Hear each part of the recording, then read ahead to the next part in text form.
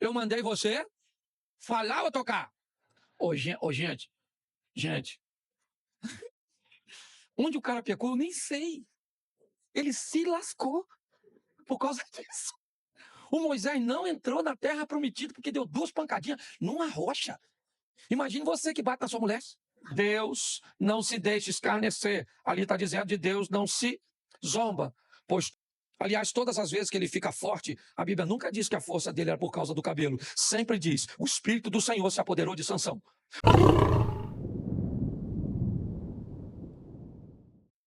Minha mensagem de hoje tem por tema, fuja do erro.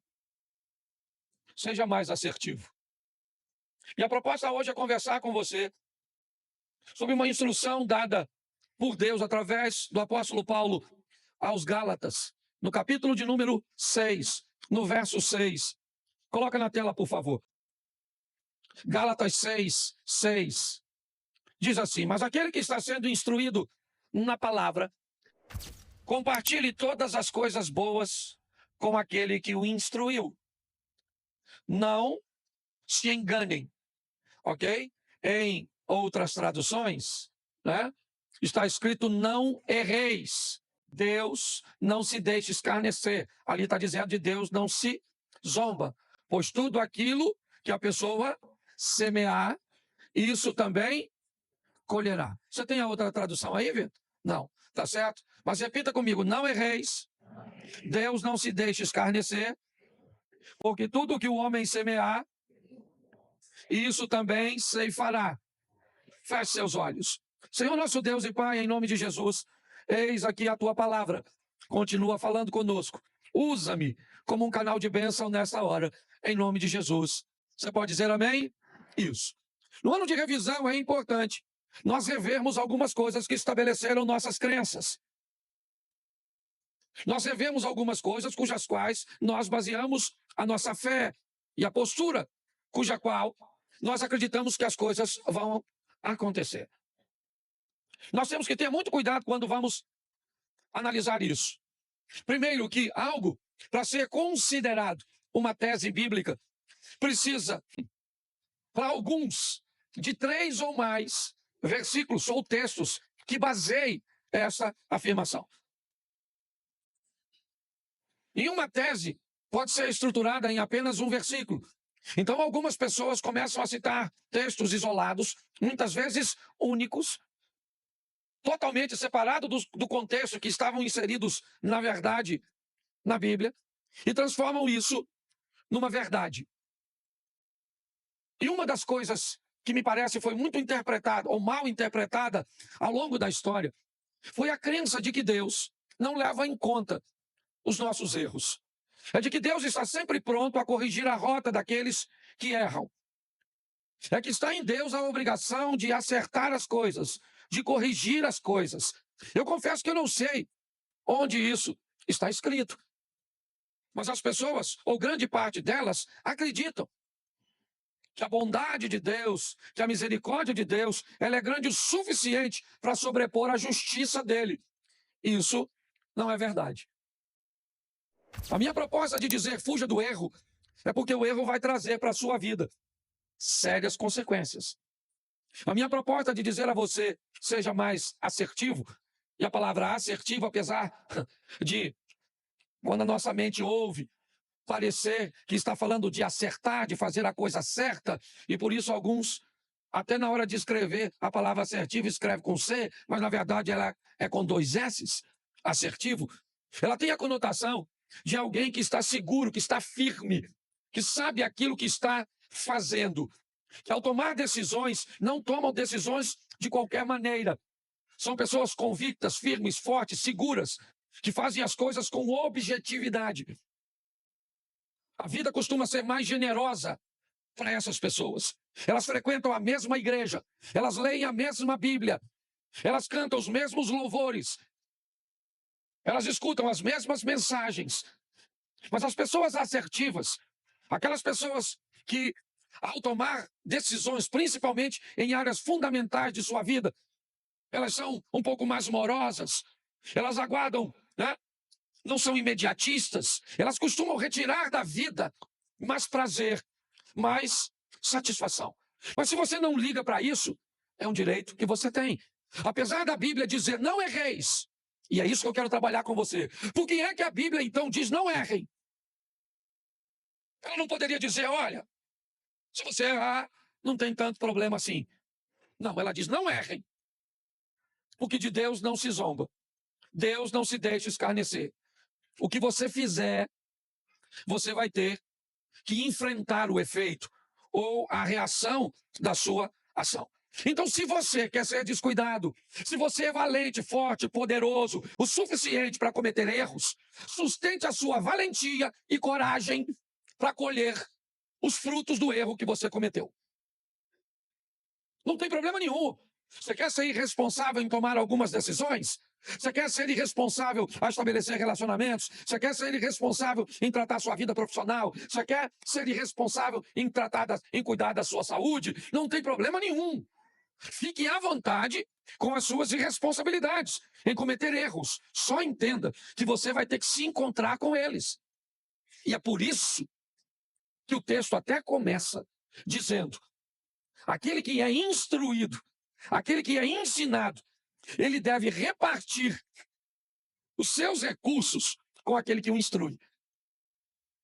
Olha bem, a proposta da palavra é dizer, se alguém vai te dar uma orientação correta, se alguém vai te dar uma ferramenta certa, ele vai fazer tão bem a você, ele vai levar sua vida, seu casamento, suas finanças, seu negócio, sua caminhada de fé, para um ambiente de tanta prosperidade que você deveria dividir um pouco dessas bênçãos que você vai receber por parar de cometer erros com aquele que te ajudou a parar de cometê-los.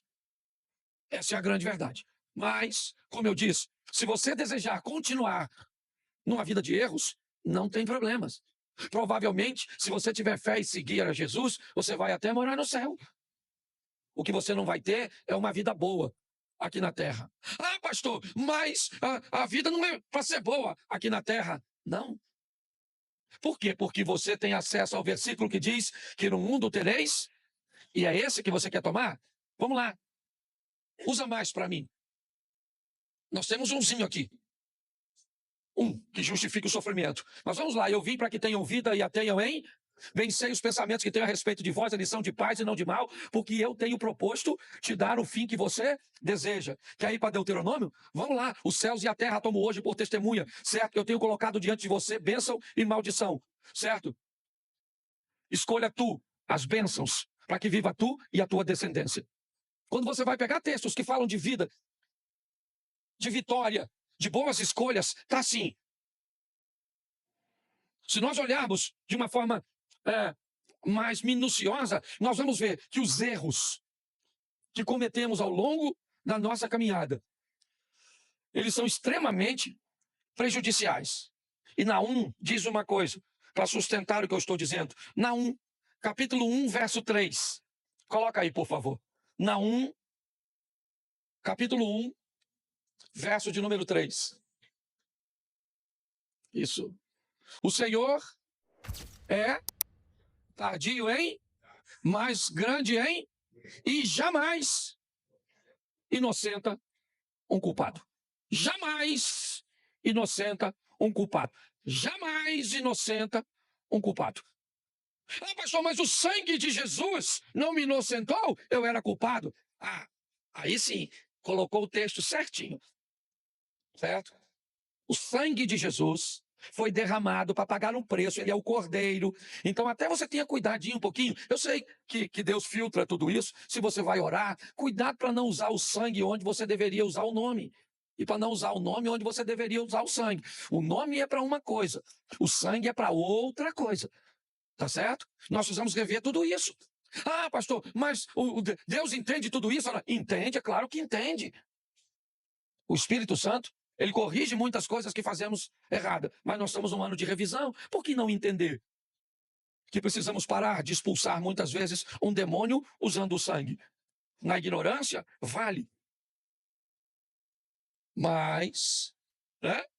Nós precisamos rever, é só isso. Minha exposição é só uma exposição de revisão. Então, a minha proposta agora é mostrar a você que se Deus não toma culpado por inocente, se ele diz não errem porque vocês vão ter que se encontrar com o resultado do seu erro, Nós temos a garantia de que ele é tardio em irar-se. Sim, é só você ler a história de Sansão e você vai descobrir o quão longânimo Deus é, o quão bondoso ele é. Você vai ver uma série de erros que Sansão está cometendo. Me permita fazer você raciocinar sobre isso. A própria Bíblia, você não tem nenhuma garantia que a força de Sansão estava no cabelo. Ele era um nazireu, como muitos outros nazireus que haviam naquela época. Mas quando você vê ele comete o primeiro erro, Deus tolera, ele comete o segundo erro, Deus tolera, ele comete o terceiro erro, Deus tolera. Conforme ele vai cometendo uma série de erros, chega uma hora que Deus diz, acabou. Aliás, todas as vezes que ele fica forte, a Bíblia nunca diz que a força dele era por causa do cabelo. Sempre diz, o Espírito do Senhor se apoderou de Sansão. O Espírito do Senhor se apoderou de Sansão. O Espírito do Senhor se apoderou de Sansão. O dia que Sansão ficou fraco, o texto diz assim, o que Sansão não sabia é que o Espírito do Senhor não era mais com ele. Então é só a nossa revisão. É só nós olharmos para que a nossa caminhada esteja mais firme, esteja mais forte. Então eu vou te mostrar o erro de algumas pessoas e vamos ver no que deu. Vamos ver se Deus entrou lá para corrigir, para arrumar a coisinha, para passar a mão na cabeça. Vamos ver se é assim que ele lida. Que aí você vai descobrir o quanto pode ser danosa uma gravidez sem um cônjuge, sem uma estrutura estabelecida. Você vai entender que Deus vai perdoar o seu pecado de ter cometido uma vida sexual fora do casamento e você engravidou. Sim, Deus vai te perdoar. Você pode morar no céu, sim ou não? Isso. Mas e a responsabilidade que você agora vai ter que carregar de criar essa criança? Então, os erros, eles são complexos. Então, como pastor, às vezes as pessoas vêm falar comigo, eu falo, cara, gente, é muita bagunça muitas vezes. É uma série de erros que vai trazendo uma vida difícil, de gente que vai morar no céu, mas vai viver o inferno aqui na terra. Então, eu vou te mostrar aqui, rapidinho. O primeiro é o erro de Davi.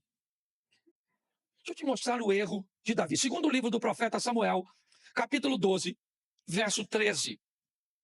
Dá uma olhada nesse texto. 12, 13.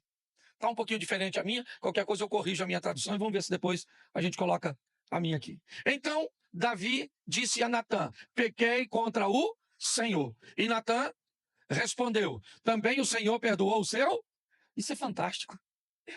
Sabe o que ele fez? Ele se deitou com a mulher do cara enquanto o cara estava na guerra. Sabe o que aconteceu? A mulher ficou grávida. Sabe o que Davi mandou fazer? Mandou matar o cara na frente de batalha. Ele foi o mandante. É isso. Deus, então, manda o profeta ir a ele. Diga assim, você quer andar bem? Diga, você quer andar bem? Tenha profeta. Isso. Quem é profeta? Profeta é a pessoa que pode dizer para você o que ninguém pode. Você tem que ter alguém que diga para você o que ninguém pode dizer. Alguém que você deu autoridade para chamar sua atenção. Sua atenção quando a roupa está inadequada. A sua atenção quando a sua postura não está correta. Você tem que ter alguém que tenha coragem, né? Ou autoridade, não vou nem dizer coragem, autoridade de dizer para você o que ninguém pode dizer. Natã era a representação. Aliás, ele é a salvação de Davi. Ele vai à casa de Davi e vai dizer a ele que ele fez isso. Você se deitou com a mulher do Urias, você mandou matar Urias e Deus viu tudo isso. O que ele disse? Pequei contra o Senhor. Aí o que Natã diz para ele? Também o Senhor perdoou o seu pecado. Você não? Ele tinha que morrer. Velho Testamento, olho por olho, dente por dente. Mandou matar, morre. Natã está dizendo para ele, Davi, você cometeu um erro grave. Um pecado capital. Você infringiu um dos 10 mandamentos, o decátulo do Moisés, do próprio Deus. As leis, dadas no monte, escritas nas pedras. Estava escrito na pedra, não era à toa. É porque era um registro sério.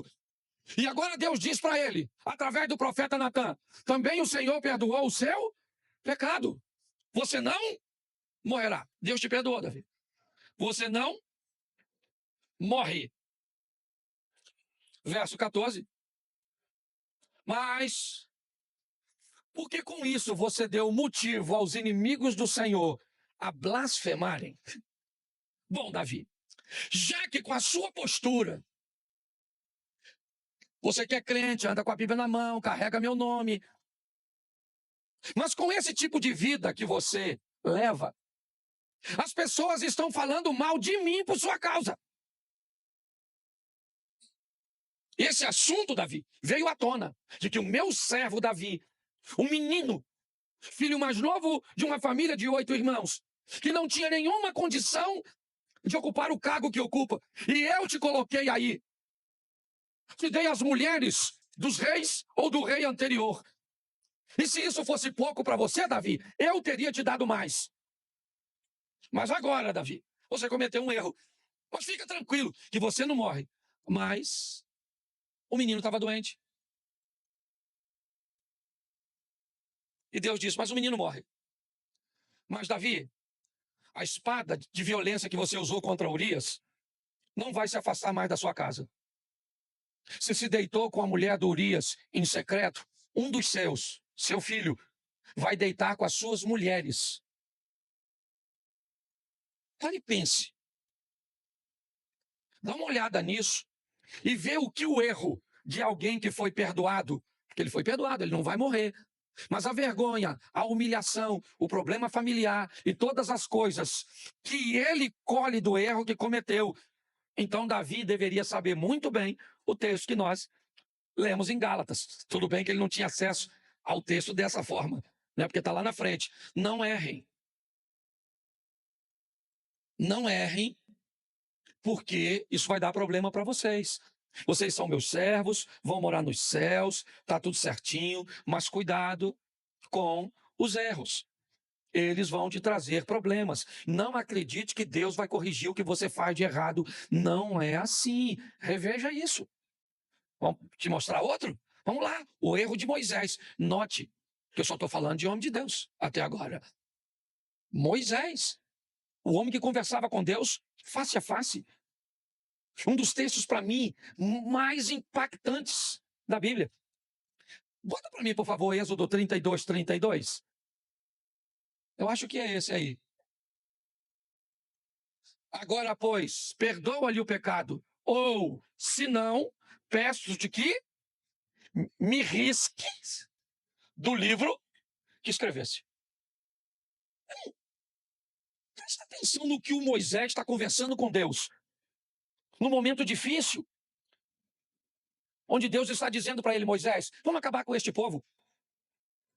Vamos acabar com essa história do Abraão. Vamos começar uma história nós dois. Eu vou começar um povo através de você. Esse povo vai perecer aí no deserto, Moisés, e a gente começa de novo. E Moisés, com um amor por aquele povo, mas pensa em algo, sabe? Só o amor poderia fazer com que ele não fosse fulminado ao dizer uma coisa dessa para Deus. Olha o que ele está falando para Deus. Perdoa. Deus está dizendo, eu vou destruir o povo. Moisés diz, perdoa-lhe o pecado. Ou, se não, eu peço-te que me risque. Olha o que o Moisés falou. Se não fosse com amor, com humildade, estava morto. Eu só estou te mostrando isso para você ver o nível que esse cara era. O nível que Davi foi. Mas não interessa se é Davi, não interessa se é Moisés, não interessa se é Abraão, não interessa se é Paulo, se é Pedro, não interessa quem seja. Errou, meu irmão. A casa vai cair. É isso que você tem que entender. Então, se você vai ser macho e valente o suficiente para vacilar, depois também chupa o limão. Não vem com essa fatalidade, agora também eu errei, minha vida acabou, acabou nada. Você vai colher tudo e vai começar de novo. Vai ter força para passar vergonha, humilhação. Isso. É assim que funciona. Agora, só para terminar, verso 3, 32, para terminar esse texto. 33, o próximo. Por favor. Então o Senhor disse a Moisés, quem foi que disse? Riscarei do meu livro todo aquele que pensa no troço desse. Pensa. O Deus falando, ô Moisés, vou falar uma coisa para tu. O livro é meu, eu risco. Quem? Hã? Quem eu? Quero não.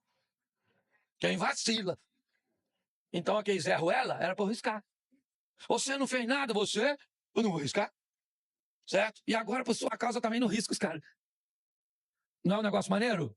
Pois é, seria bom se a vida dele fosse sempre assim, mas esse Moisés, Números 20, verso 8, olha o que esse cara faz. Números 20, verso 8, o erro de Moisés. Pegue o seu bordão, ajunte todo o povo, você e Arão, seu irmão, certo? E diante do povo, falem a rocha, e ela dará a sua, assim vocês tirarão a água da e darão de beber à congregação e aos verso 11. Moisés levantou a mão e feriu a rocha, deu uma pancadinha. Quantas vezes? 2 vezes com seu bordão. E saíram o quê? E a congregação e os seus animais? Olhe para mim aqui. O erro de Moisés. Eu não sei nem se isso é erro. Falando sério. Porque olha só, Deus falou com Moisés. Moisés, ó, vamos fazer o seguinte, o povo está com sede, então vamos dar água para esse povo. Pega o Arão, seu irmão, vão lá, e aí você pega aquela rocha lá e fala para a rocha, rocha, sai água. E a rocha sai, as pessoas bebem, o gado bebe e está tudo certinho. Lá foi o Moisés. Dizem que ele estava nervoso, eu não estava lá. Mas diz que ele estava chateado, aborrecido, assim. E eu acredito que estava, porque ele estava guiando o povo. O povo estava ruim. E ele tinha todo o direito de ficar nervoso, sim ou não? Porque você também tem. Você só não tem o direito, durante o seu nervosismo, desobedecer e desonrar o nome do Deus que você carrega. Você tem direito de ficar nervoso? Claro que tem, você é gente. Tem hora que fala assim. Se o Satanás chegar na sua casa, é você que entra nele. De tão nervoso que você fica em algumas ocasiões. Você tem todo o direito, sim ou não? Claro que tem, você é ser humano. Aqui não tem The Walking Dead, zumbizão que não sente nada. Aqui tem hora que você tem raiva, tem vontade de matar, tem vontade de sumir, tem vontade de tudo. Então ele está nervoso sim. Só que Deus falou, Moisés, fala. Ele foi lá e deu 2 pancadas na rocha. O que aconteceu? A água, ó, jorrou. Sim ou não? Saiu água, sim ou não? Tá certo, sim ou não? Tá certo, sim ou não? O pessoal queria água. Tá certo, sim ou não? Claro que tá. Só não tá para Deus. A água tá saindo, o povo tá bebendo, o animalzinho tá bebendo, todo mundo feliz. Eu imagino Deus olhando. Deus tirou Moisés do grupo, levou para o privado. E falou, Moisés, o que eu falei contigo? Eu imagino Moisés falando, que. E Deus falou, seja homem, não gagueja não, maluco. Fez agora. Eu mandei você falar ou tocar? Ô, gente, onde o cara pecou, eu nem sei. Ele se lascou por causa disso. O Moisés não entrou na terra prometida porque deu 2 pancadinhas numa rocha. Imagine você que bate na sua mulher. Porque a rocha não é filha de Deus, sua mulher é. Quando você for gritar com sua mulher, pensa no sogro. Deus falou, Moisés, tu não vai entrar não, maluco. Dá uma olhadinha aí do Monte Nebo. Olhou? Rapidinho, só um flash, um spoiler. Mas não entra. Ô, gente, dá para ficar indignado, não dá? Se Moisés não entrou, dizendo que risca o meu nome do livro da vida. Imagine tu, Cláudio. Eu fico imaginando o Zia. Eu fico imaginando eu. Para pensar. Ele entrou sim ou não? O Moisés entrou sim ou não? Não entrou, mano. Só porque deu uma pancadinha na rochinha. O que indica, abra o olho e seja mais assertivo. Faz as coisas com mais convicção. Que o Davi se lascou. O Moisés se lascou. Esse então, agora que eu preguei sobre ele esses dias aqui. O erro do Acã. Quem é que não sabe quem é Acã? Levanta a mão. Não sabe. Eu vou perguntar quem não levantou. Quem ele é. Cara, levanta a mão, quem não sabe. Quem tiver de mão baixada, eu pergunto. Olha como é que aumentou o número. Ó. Vou perguntar nada, não. Estou só brincando. Josué capítulo 7, verso 20. Josué 7, 20. Dá uma olhada no erro do Acã. Acã respondeu a Josué: é verdade, eu pequei contra o Deus de Israel e fiz assim e assim. Você já escutou alguém pregar para tu que aquele que confessa alcança misericórdia? Com Acã funcionou, não. Ele falou: fiz mesmo, pequei, assim e assim. E Deus falou: assim. Então, agora, provavelmente, tudo indica que esse cara foi para o céu.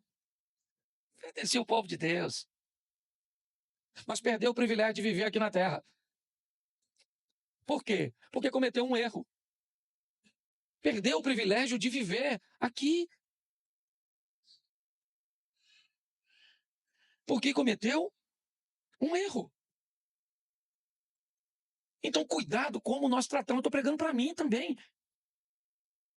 Como nós estamos tratando isso. Agora, esse exemplo que eu deixei por último para vocês, ele é comovente. Capítulo 31 de Gênesis, verso 30. Sobe para mim no teclado aqui, por favor. Gênesis 31, 30. Presta atenção nesse texto. Agora que você partiu de vez, pois está com saudade da casa de seu pai, por que roubou meus deuses? Preste atenção aqui. Nesse texto nós temos o erro de Raquel e o erro de Jacó. Jacó não estava vivendo muito bem com seu sogro. As coisas não estavam boas. Entendeu? Porque viver com parente nunca foi fácil. Nem para você, nem para o Jacó. Ele está tendo problema com os cunhados. Os cunhados estão achando que o Jacó está pegando as coisas dele. Aquela coisa assim. Que às vezes você bota um pudim na geladeira, morando no quintal.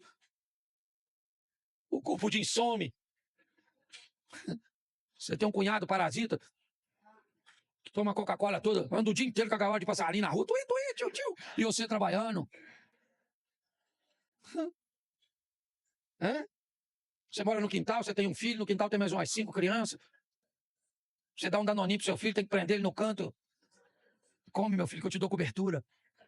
Essas crianças vê o biscoito, você sabe mais ou menos isso. Isso é vida, comunidade, quase um ambiente indígena. Certo? Uma oca do lado da outra. É mais ou menos assim. E você ri de coisa que te faz chorar, é, não é? Sim. Você lembra quando você morava na casa dos outros? Assim que casou? Hum? O quarto não era nem uma suíte. Para fazer amor era terrível. Não podia ter nenhuma sonoplastia. Se algum barulho. Depois, para tomar banho, um abre a porta. Shhh. Você não sabe se fez amor, roubou um banco. Não é? Coisa dessa tipo. Só estou mexendo na sua memória, né? Uma revisão. Vale a pena. Ele quer ir embora. As coisas não estão boas. Ele então junta tudo que tem. Jacó tinha maneiras muito esquisitas, muito escusas de resolver as coisas. Fazia parte de seu hábito. Até mesmo depois de se chamar Israel, ele ainda conservava algumas coisas muito ruins na hora de fazer coisas ou resolver alguns problemas. Ao invés de esperar o sogro chegar e dizer: eu não quero mais ficar, não vai dar, ele espera o sogro sair numa diligência. Ele então, o sogro não estava em casa, ele pega todas as coisas que era dele e vai embora.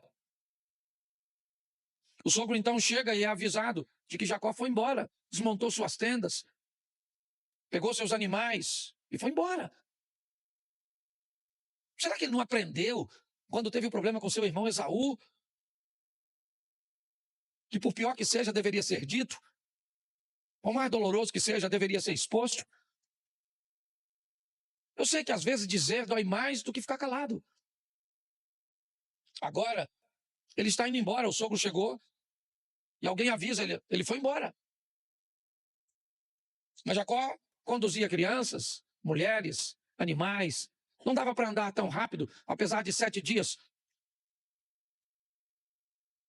Labão então pega seus homens, seus cavalos e rapidamente acaba alcançando Jacó.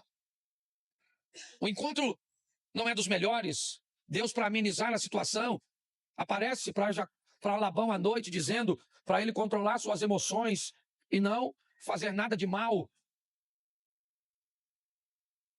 Labão então encontra com Jacó e diz para ele: eu só não vou fazer nada contra você porque o seu Deus me apareceu de madrugada e falou comigo.